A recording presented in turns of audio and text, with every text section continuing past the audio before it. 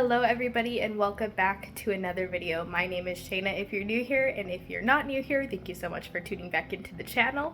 Today we are staying inside. This is going to be a baking slash kitchen video, and there's a reason for that because we are in our cold January spell. So currently right now it's been highs of about minus 28 degrees Celsius, and we are getting temperatures as low as minus 40 degrees Celsius air temperatures and into the minus 45s with the wind chill.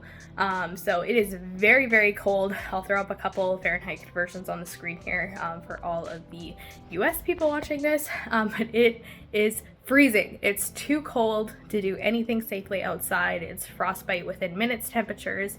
And so instead we are staying warm and cozy inside the house and just trying to find other things to occupy our time. So for me, that includes a lot of knitting, taking care of our pets, and also a little bit of work where I can. Photography, hunting and fishing, all that kind of stuff is just put on the back burner until we can have some slightly warmer winter temperatures where frostbite is not so easily gotten. It is in fact so cold that if I open up the door here, you can see that there's frost forming on the hinges of the doors and on the outside of the door as well. So everything is just freezing up right now. But the sun is beautiful out there. For those of you chickens, I've been monitoring them closely. They are definitely eating a lot more food in the colder weather, and the coop is currently minus 28 degrees Celsius, and that's with the insulation. So definitely keeping a close eye on things, but so far they seem to be doing okay. I'm still getting 3 to 4 eggs a day, but they are freezing as soon as I get them, so I just throw them in the freezer. Just like that. And then when I want to use them out and go ahead and use them like normal. I do find, however, that the yolks get a little bit stiffer, so like I wouldn't do like a sunny side up with them, but you can definitely do scrambled or kind of anything else where you're blending up the yolk. So in today's video, we are doing a bake, no bake cheesecake, and this recipe is from my mother-in-law, which she got from her mother, so my partner slash husband's Baba, who she got from her niece. So it goes a little bit back, but it's a really easy, really simple cheesecake to make, and it is one of our favorites for sure. But before we get started on that, I just wanted to remind you guys that I still have some wildlife photography calendars available.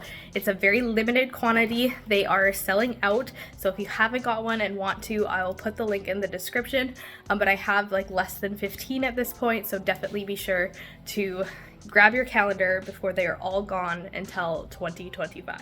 Really quick before we get started, there's a couple things that I have done ahead of time to prepare for this. So the recipe calls for fresh fruit. We usually use blueberries.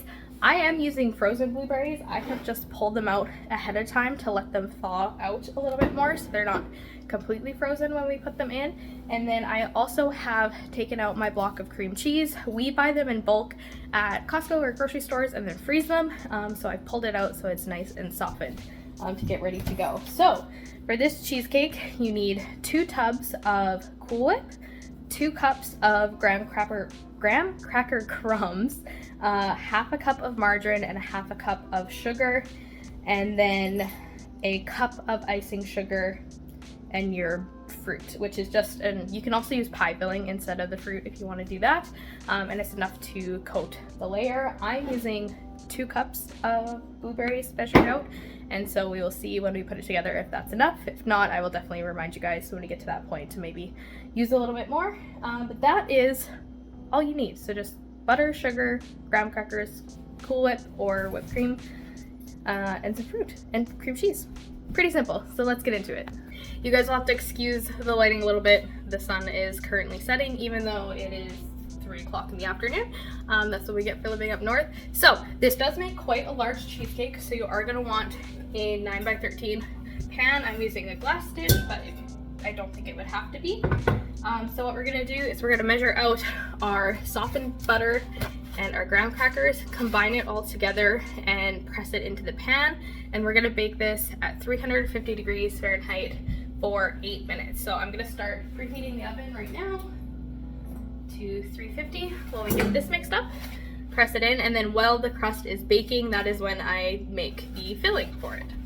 Alright, so I have my half cup of margarine measured out. You probably could mix this in another bowl, but I'm honestly just going to combine the margarine, half cup sugar, and 2 cups of graham cracker in the pan itself, mix it up, and we'll be good to go there. Hello, Tyga. So I did this over on my photography Facebook page, and it was a lot of fun. So I want to ask you guys too, how cold is it where you guys are? Because we are freezing, and it makes me a little better to know if you guys are hopefully warmer than we are, that's for sure. He says hi. Alright, so we have our sugar, our margarine, which is very softened, and our graham crackers, and so now I'm just going to use a fork to just mash this all together.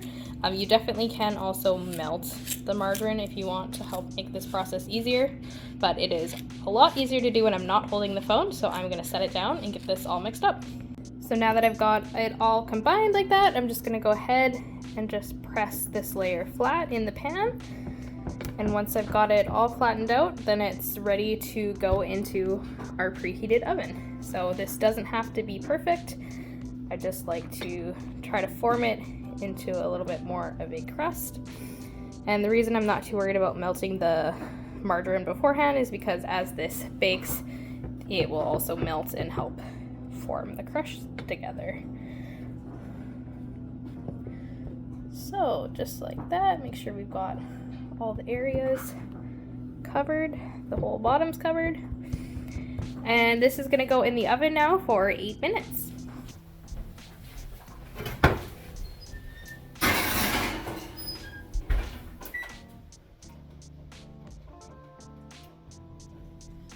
Okay, so now that the crust is in the oven and baking, I've set a timer for it. We're gonna get started on the filling.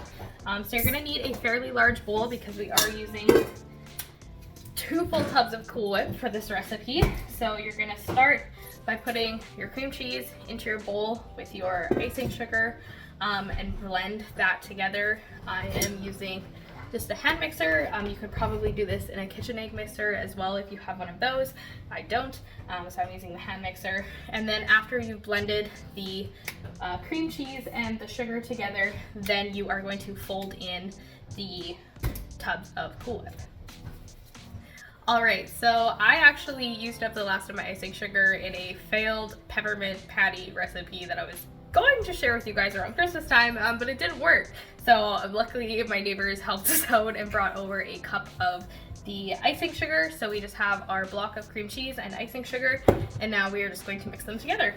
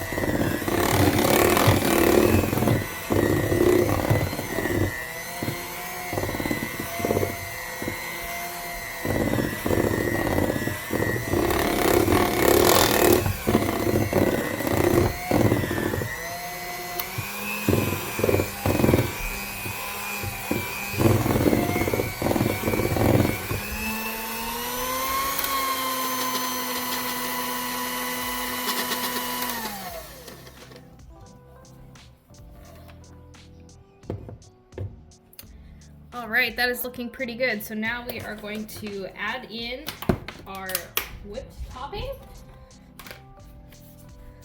So I'm gonna add just a little bit and actually blend it in with the cream cheese to try to help get it a little bit lighter. The very first time I made this recipe, I didn't blend it in with the mixer, and I found there was kind of like, just because it's a thicker consistency, it kind of stayed more at the bottom, so there was like one section of the the cheesecake that was like really cream cheesy. So I'm gonna start with this and blend it with the hand mixer just to get the cream cheese portion a little bit fluffier, and then the rest of it we will just fold in with the spatula.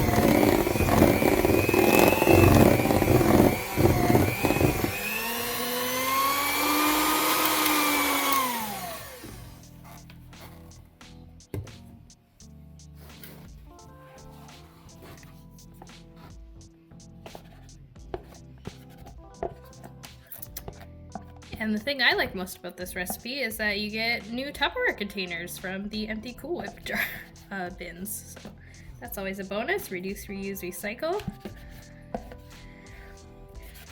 I am actually not the biggest fan of cheesecakes and cream cheese in general. I never ever ate them as a child, and still baked cheesecakes I find a little bit too strong for me.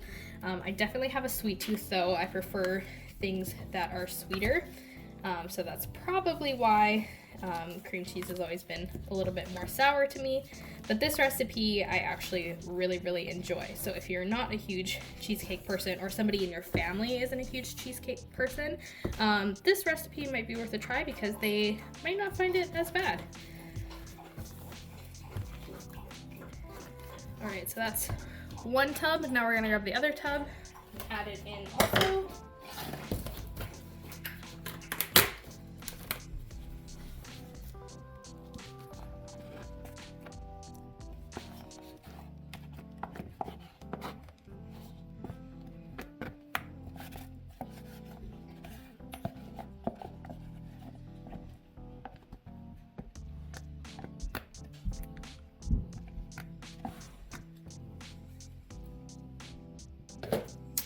And while we were waiting on the icing sugar from our neighbors, the crust did finish baking, so I just pulled it out of the oven and forgot to shut the oven off, so I'll have to remember to do that. But right now it's just sitting on top of the stove, just cooling off a little bit. And so basically you're just trying to look to get this even without overworking it. You can kind of feel along the spatula like which is the heavier cream cheese part, but this is basically all come together in a uniform mixture. Okay, so now we're going to go give these to my partner so he can have a treat. All right, so we have our baked crust, our thawed berries, and our filling. So we're gonna start off by putting half of our filling into the pan on top of the crust, and then we're going to put the fruit in the middle. So I'm just gonna kind of eyeball what half is. Start with that. Excuse me, buddy.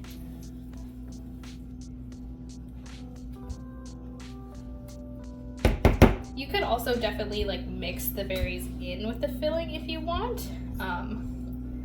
This is just how the recipe states to do it, to make a layer in the middle for a little bit more of a layered effect. But I'm sure it would be just as good if you didn't want to worry about the layering portion. Just if you're using blueberries especially, it might turn your cheesecake purple.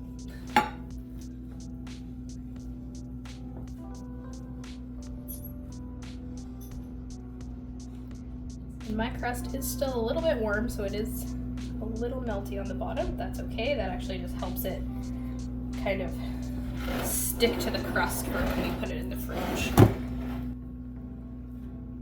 So the baking portion of the cheesecake is done. The only thing you have to bake is the crust. The rest of this is just a no-bake fridge set. Just a little bit more in that corner. Okay, so now that we've got half of our cheesecake filled up here, now we are going to spread our berries all over, and this is our wild blueberries from up here. So if you missed my video this past summer of foraging the blueberries, I will put a card up for you. You can go check that out because they grow all over the place up here.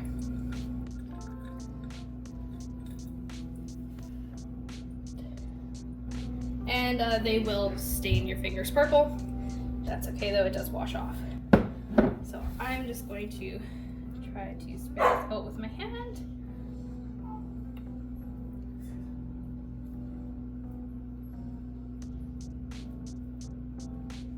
And just get a slightly imperfect but even layer.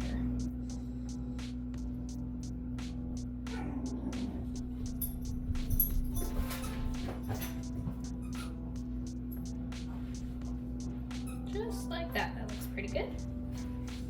Okay, so now that my hands are thoroughly stained and the berries are in, now we're just going to add the rest of this on top and then put the entire thing in the fridge to set.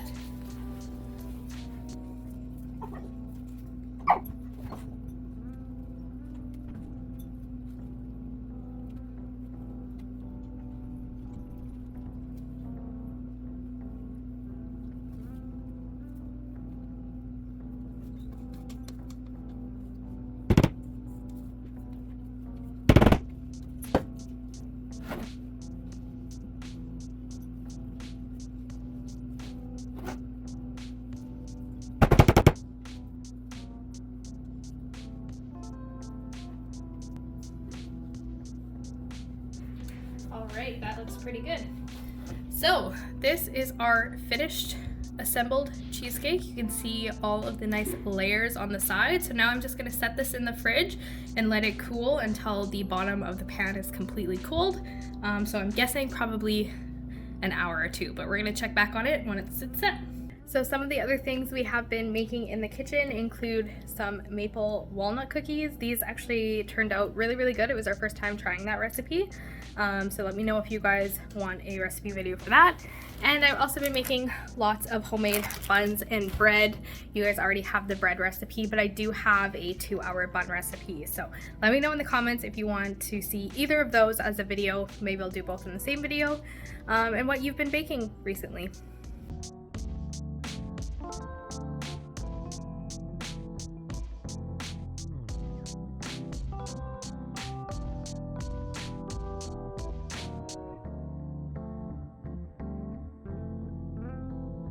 All right, it is now 4 to 5 hours since we put the cheesecake in the fridge to set.